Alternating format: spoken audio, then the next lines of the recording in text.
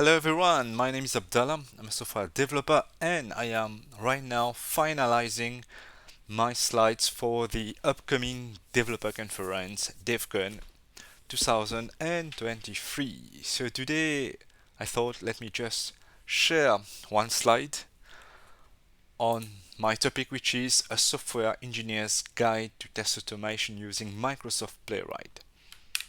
So let's just quickly go through it. Why Playwright and why Selenium? Selenium is nowadays the industry standard and it's used a lot, especially in big companies for test automation, for testing, for automation in general, because it's really powerful. But there's a new kid in the block. So let's begin. Why? The first most important part is the web element. So Selenium uses web element, while Playwright uses a locator. Actually, it means more or less the same thing. They are used to locate elements on the page and then do some action with them or assert if they are present, if they can contain some text. So the benefit with Playwright is that the locator has built-in weighting mechanism. With Selenium, you need to add them, especially if the page is highly dynamic. You need to add them. There are different types of mechanisms. So right off the bat, you see that Playwright can help save some time for you.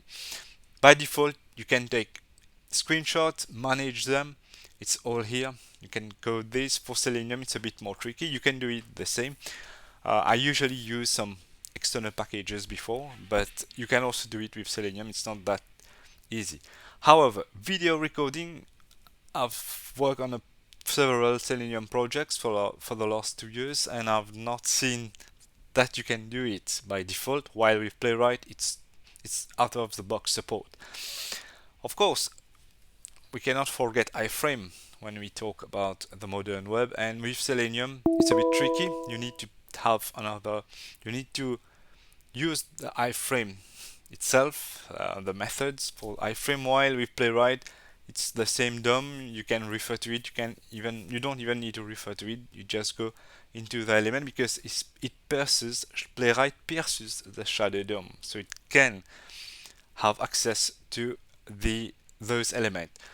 So Selenium is more of a meta framework tool. So I'm actually using the term meta framework, which React usually uses because React is a library and it's built.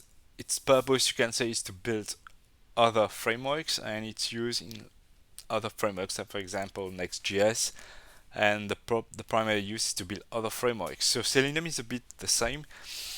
You you have to use other tools. You have to build it from scratch, and it takes time. With Playwright, you don't need to do all of that.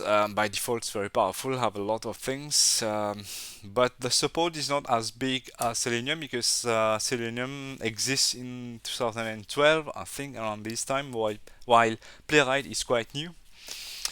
However, there's an interesting um, advantage with Playwright is that you can generate the codes for the steps. I've not tried it yet because there are so many features and I don't use it all the time as a professional. However, one caveat is that Playwright has a steeper learning curve due to the fact that there are so many features, but also there can be some due to it also supports multiple languages, so it can be tricky.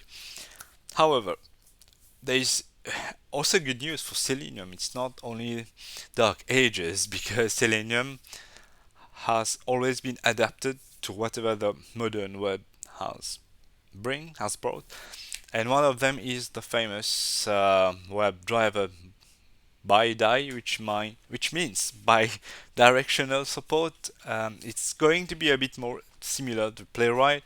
So Playwright uses the Chrome Developer Tools protocol, and eventually Selenium will do the same. So there will be support for, I think, built-in weighting mechanism as well. So it's coming. And alternatives, if you don't want to use Playwright, you want to use And you don't want to use Selenium, the default Selenium. You have WebDriver IO, which uses the Selenium protocol. I forgot the name, but I need to revise it.